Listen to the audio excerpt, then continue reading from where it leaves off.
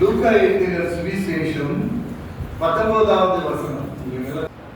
எப்படி சொல்றாரு பாருங்க, சர்ப்பங்களையும் தேள்களையும் மிதிக்கவும். சர்ப்பங்களையும் தேள்களும் ரெண்டு எப்படிப்பட்டது? ரெண்டு பக்கமே போக முடியாது, அப்படிதானே? தேளை பார்த்தாலும் ஓடிடுவோம், சர்ப்பத்தை பார்த்தாலும் ஓடிடுவோம்.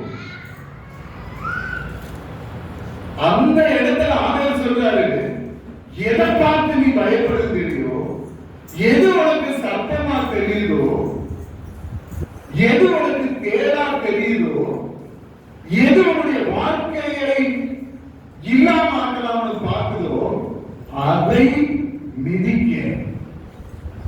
ஆண்டவர் சொல்றாரு, உனக்கு சத்துரு குடிய உண்டு பண்ணிட்டான்னா அதை மிதிச்சு அதை மேற்கொண்டு நீ வெளியில வரணும்.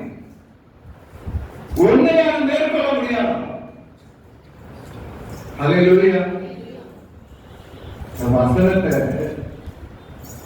எங்க ஆரம்பிக்கிறார்னா 9வது அதிகாரத்துல 1வது வசனத்திலிருந்து ஆரம்பிக்கிறார். தம்முடைய சீசர்களை அழைத்து சீசர்களுக்கு ஒரு அதிகாரத்தையும் வல்லமையும் கொடுத்து போய் சுவிசேஷத்தை அறிவியுங்கள் அப்படிங்கிறார். என்ன வல்லமை கொடுக்கிறார்னா, அத 9வது வாசிங்க.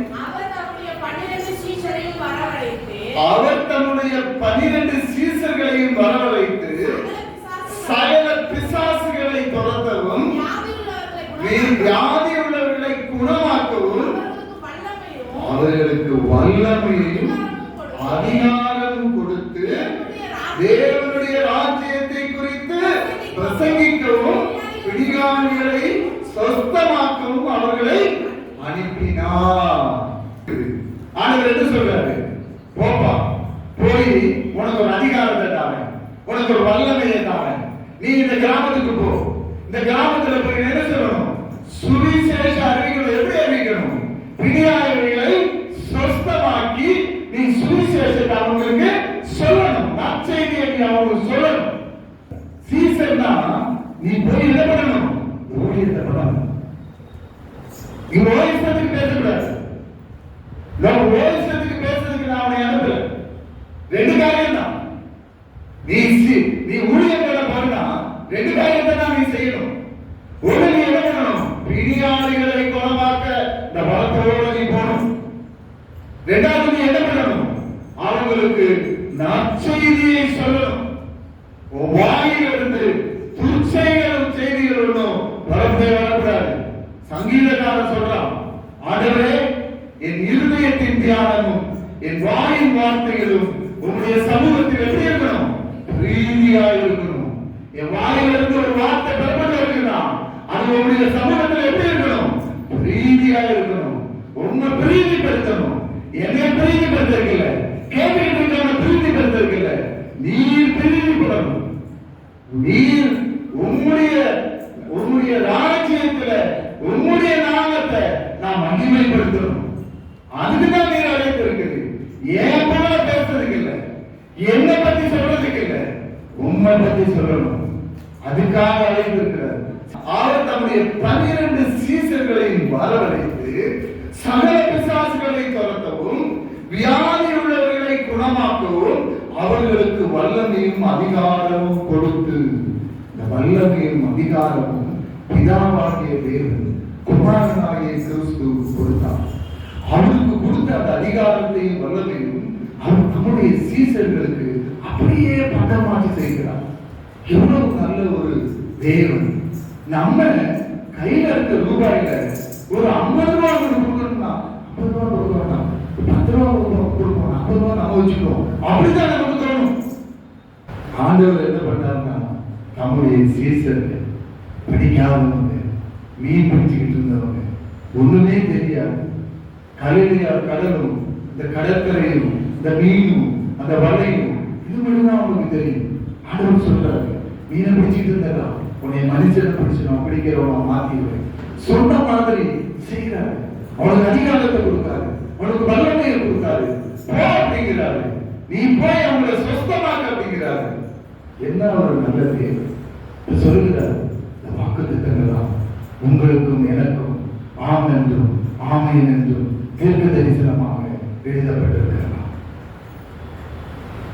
எவ்வளவு நல்ல தேவனை இந்த காலை வேளையிலே நாம் ஆராதித்துக் கொண்டிருக்கிறோம். மகா பெரிய நல்ல தேவன், வானத்துக்கு பூமிக்கும் சொந்தக்காரர், தேவாதி தேவன், ராஜாதி ராஜா எனக்காக உங்களுக்காக கல்வாரியிலே துண்டு துணியில்லாம தன்னுடைய கடைசி சென்று ரத்தத்தையும் சிந்தி நம்முடைய பாவங்களை எல்லாம் அவர் ஏற்றுக்கொண்டு நம்முடைய நோய்களை எல்லாம் அவர் சுமந்து கொண்டு அவருடைய ரத்தத்தினாலே என்னையும் உங்களையும் நீதிமானாக மாற்றினார். தகுதியே இல்லாத என்னை தகுதியுடையவனாக மாற்றினார். அவருடைய சமூகத்திலே வந்து நின்று அவர் அப்பா பிதாவே என்று கூப்பிடக்கூடிய புத்திர சுவீகாரத்தின் ஆவியை எனக்கு கொடுத்தார், உங்களுக்கு கொடுத்திருக்கிறார். எவ்வளவு நல்ல தேவன், எவ்வளவு நல்ல தேவன். என்கிறது போனதாக நான் சொன்னேன், ஒரு இஷ்டத்துக்கு ஆராதிக்க கூடாது, பயபக்தியோட வரணும். தேவனை ஆராதிக்க வந்திருக்கிறேன். உங்களுக்குள்ள கிறிஸ்து இருந்தா உங்களுக்குள்ள ஜீவன் இருக்குது. அந்த தேவனை ஆராதிக்க வாங்க. எனக்கு ஒரு பயம் இருக்கணும், எனக்கு ஒரு மரியாதை இருக்கணும். ஆண்டவரே எனக்கு அப்புறம் தான் மன்னிச்சிருங்க ஆண்டவரே சொல்லணும். 9வது அதிகாரத்துல சீசர்கள்ட்ட பேசினார். அப்ப நீங்க நினைக்கலாம் சீசர்களுக்கு தான் சொல்லி இருக்கிறாரு, அப்ப எனக்கு அதுக்கு சம்மந்தம் இல்லையே. ஒருவேளை யோசிக்கிறோம். 10வது அதிகாரம் ஆரம்பிக்கிற பாருங்க.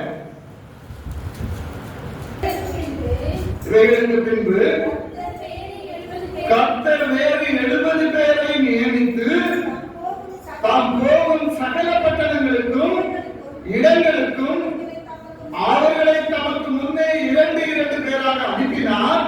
அவ்விடத்தில் 9வது வசனத்துல அவ்விடத்தில் உள்ள பிணியாளிகளை சுஸ்தமாக்கி தேவனுடைய ராஜ்யம் உங்களுக்கு சமீபமாக இருக்கிறது என்று அவர்களுக்கு சொல்லுங்கள். இதுல 3 காரியங்கள். ஒண்ணு, அவங்களுக்கு என்ன கொடுக்கிறார்னா ஒரு தரிசனத்தை கொடுக்கிறார். காலையில உங்களை பேசிட்டு இருக்கிறார், என்னை அவருடைய பிள்ளையாக அவருடைய ரத்தத்தினாலே கழுவி சுத்திகரித்து என்னை பரிசுத்தப்படுத்தி மாசற்றதும் குற்றமில்லாததுமாகிய ஆட்டுக்குட்டியாகிய இயேசு கிறிஸ்துவினுடைய விலையேறப்பட்ட ரத்தத்தினாலே விடுதலை ஆக்கப்பட்டிருக்கிறீர்கள். விலையேறப்பட்ட ரத்தம் என்னுடைய ஜீவனுக்காக, என்னுடைய மறுபிறவிக்காக ஒரு விலைக்கிரயம் கொடுக்கப்பட்டது. கல்வாரி சிலுவையில் விலைக்கிரயத்துக்கு நான் மீட்கப்பட்டிருக்கிறேன்.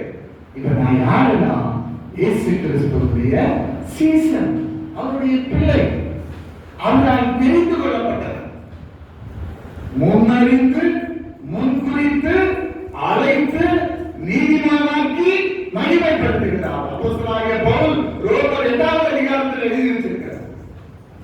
முன்னறிந்து முன்குறித்து அழைத்து நீதிமானாக்கி அவருடைய நாமத்தை உங்க மூலமா என் மூலமா இந்த உலகத்துல மகிமைப்படுத்துவார். அப்ப நான் ஒரு முன்குறிக்கப்பட்டால், நான் தெரிந்து கொள்ளப்பட்டால், கர்த்தரால் தெரிந்து கொள்ளப்பட்ட உலகத்தில் 800 கோடி ஜனங்கள், இந்தியாவில் 145 கோடி ஜனம், தமிழ்நாட்டில் 9 கோடி ஜனம். 9 கோடியில என்ன தெரிஞ்சிருக்கிறாரே, எவ்வளவு நல்ல தேவன். நீங்கள் என்னை தெரிந்து கொள்ளவில்லை, நான் உங்களை தெரிந்து கொண்டேன். அப்படிப்பட்ட அந்த தேவன் முதல்ல சீசர்கள் 9வது அதிகாரத்தில் அனுப்பினார். 10வது அதிகாரம் வந்த உடனே 70 பேரை கூப்பிட்டு, அவங்க சீசர்கள் கிடையாது, தெரிந்து கொள்ளப்பட்டவர், கர்த்தரால் தெரிந்து கொள்ளப்பட்டவர். அவங்களுக்கு அதிகாரத்தையும் வல்லமையும் கொடுத்து போய் பிரசங்கம் பண்ணுங்க அப்படிங்கிறார். அப்ப அவர்கள் பேசுறார். முதல்ல என்ன பண்றாங்கன்னா ஒரு தரிசனத்தை அவங்களுக்கு கொடுக்கிறார். ஒரு நோக்கம், எதுக்காக உன்னை அழைத்த, எதுக்காக உனக்காக கரையை கொடுத்திருக்கிறேன், எதுக்காக 10-20 வருஷமா அந்த சபையில வச்சு உன்னை பேசிக்கிட்டே இருக்கிறேன்.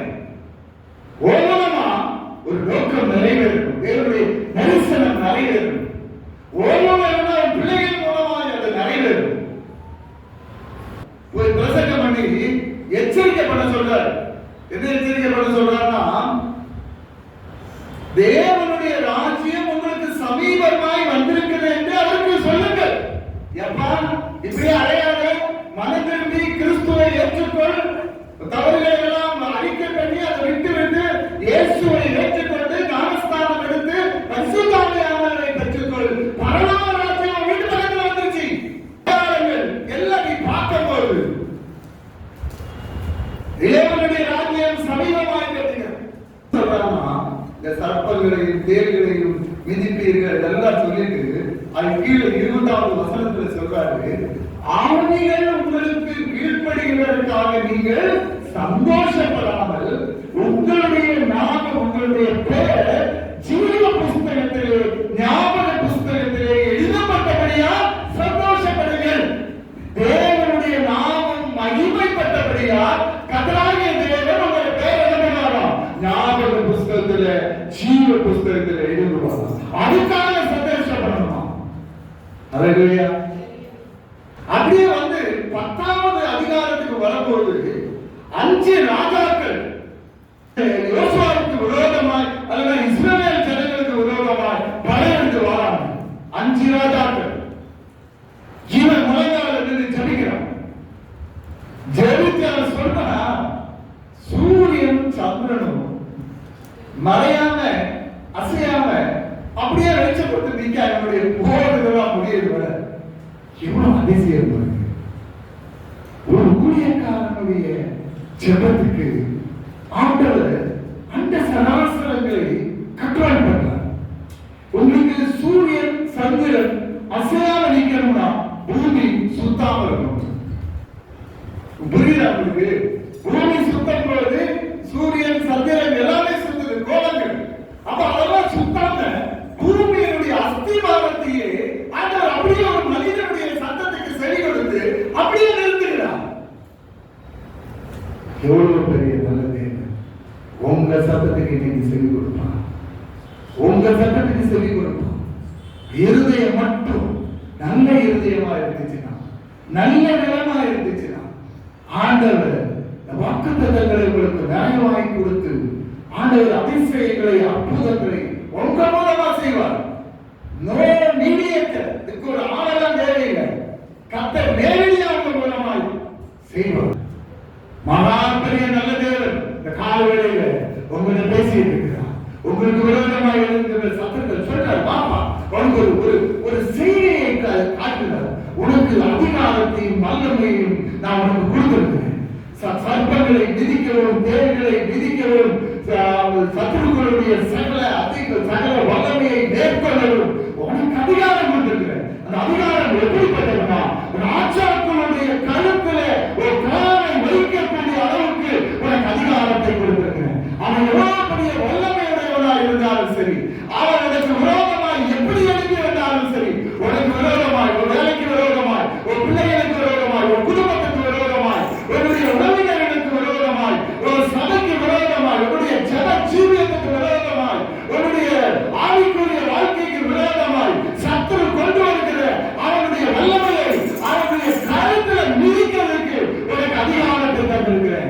இதை ஒன்றோட செயல்படுத்தாது. நீ காலையில் சொல்லுகிறார், வாய்ப்பு சொல்லணும். இது ஒன்றே செயல்படுத்தாது. அந்த வசனத்தினுடைய கடைசி பாகம் என்ன சொல்லுது?